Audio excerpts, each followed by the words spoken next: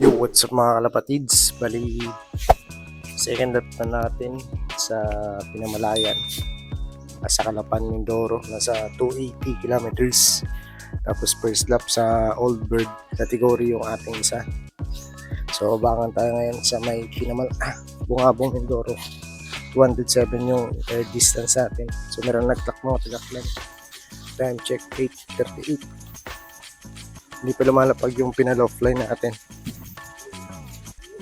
Meron pala dun kasabayan sila, parang dadapot dun sa may kahoy. Ayan sila. Siguro meron sumabay na nagpa-offline. So, yun, tinamaan ng mga one eye code yung warriors natin. Balik sa dalawa. Yung black check natin, hindi natin na entry ng second block ngayon yung YB niya. Sayang. 3, 4, 5, 5. Tapos 6 yung blue bar doon. Ito, tapos 8 yung YB natin. Tapos yung isang breeder. Tapos dito, yung dalawa nating YB yan. Parang nagka-going light sila. Siguro sa sobrang init mga kalapatids. Ang ganda ng katawan yung condition. Yun, namatay. Pati yung ito natin, kalapatids. So sayang to kung madisgrasya. Kanto, yung bloodline nga na ito. Maganda yung bloodline na ito. Nakalimutan ko yung button bird pala. So binaklas natin sa pares dahil nagka-one eye, dahil pumapasok dito yung mga maya. So kaya minsan nagkakasakit sila. Doon nagagaling yung sakit.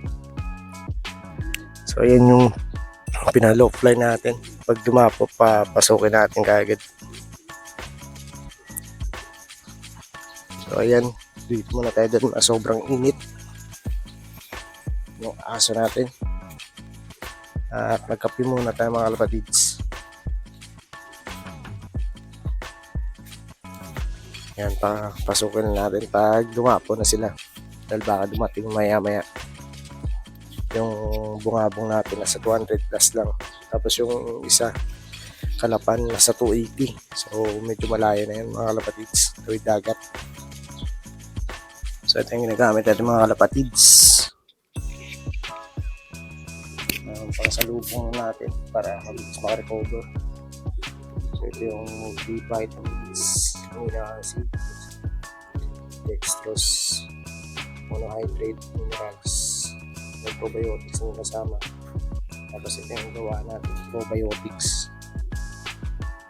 Tapos Brunos, wild honey.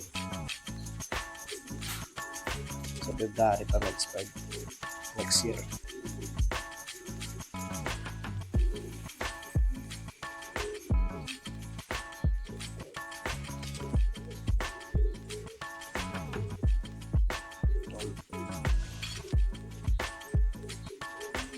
So, what's up mga kalapatids? Nandun yung pinal-offline natin. Ayaw pa pumasok ng dalawa.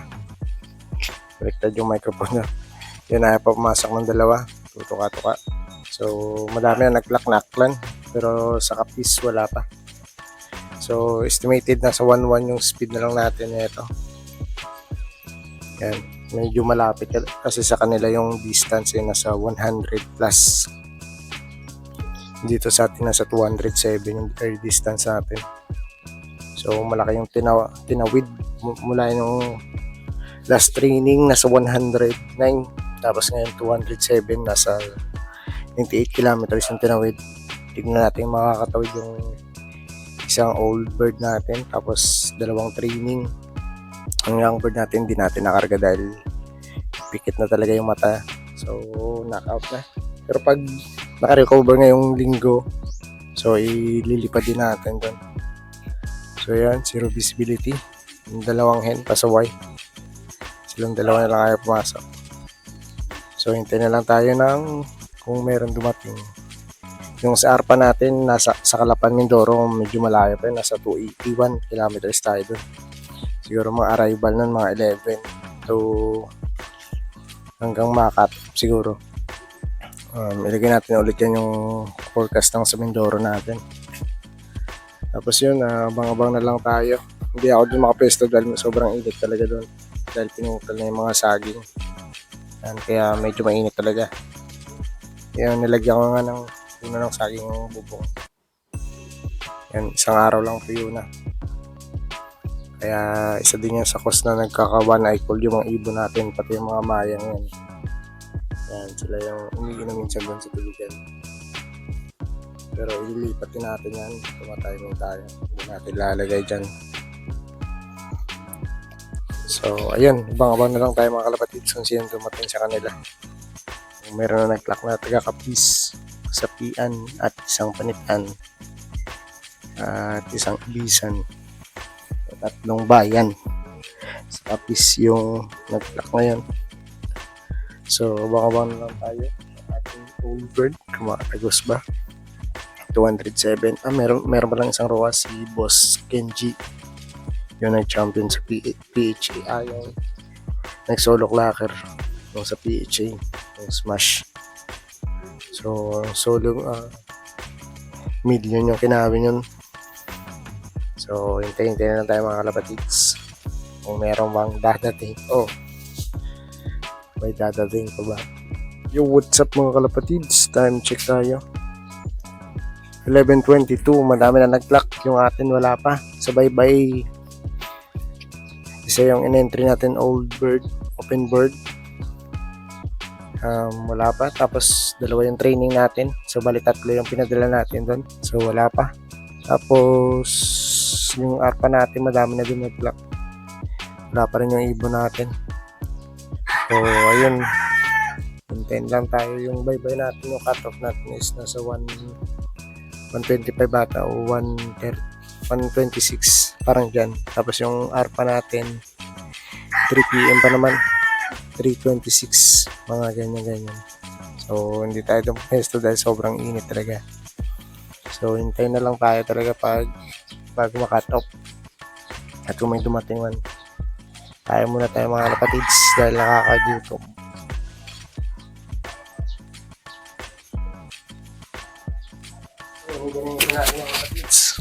Clock muna natin.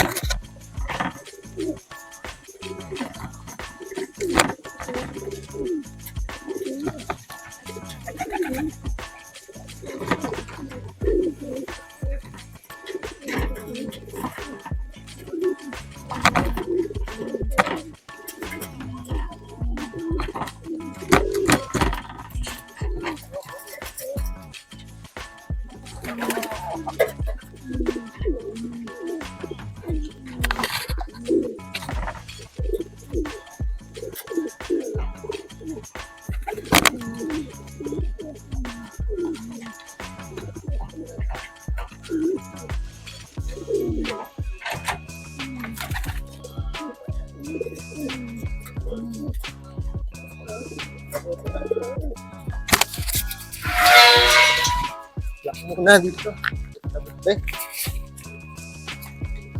Lock na ating mga kalapatids.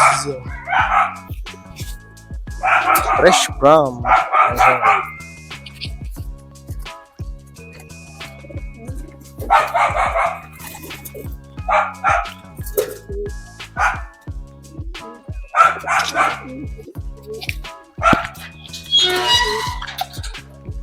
Super.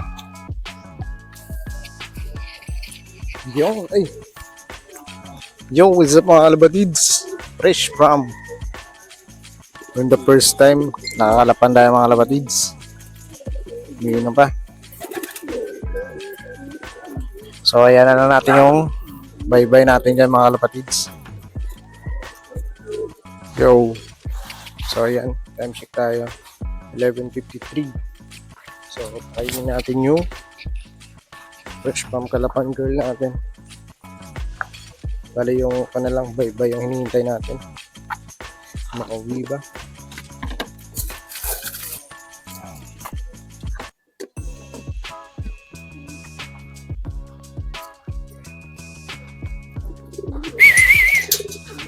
So yan, update ko na kayo maya kung nakadating ba yung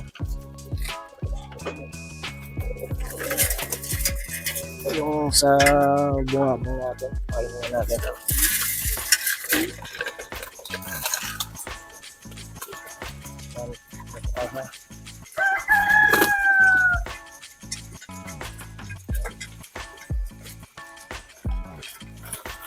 So, kayaan muna natin sila dyan. What's up mga kalapatids? So, ayun, balik at off yung bye-bye natin. Yung isang pinadala natin ay yung OB natin. Tapos dalawang cut, dalawang trainee. So, bali tatlo yung wala naman. So, bali isa na lang yung gawin natin. Yan. So, kung kaya na lang natin, good luck sa kanya kung makauwi. So, siguro nandito ng video natin. Kung gusto nyo, like, share, and subscribe. Grabe talaga yung init. Ingat. Check this out. Okay.